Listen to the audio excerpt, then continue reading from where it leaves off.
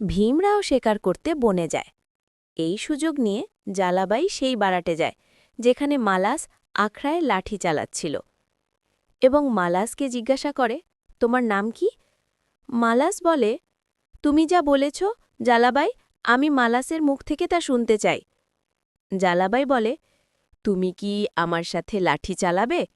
মালাস অস্বীকার করে, বলে, মহিলাদের সাথে লড়াই করা পাপ, আর তুমি আমাদের উপপত্নী, আমি তোমার সাথে লড়াই করতে পারবো না। জালা বলে, আমি একা, তুমি যদি আমাকে জোর না করো তাহলে পাপ হবে না। মালাস লাঠি চালাতে রাজি হয়। জালাবাই লাঠি চালাতেও বিশেষজ্ঞ।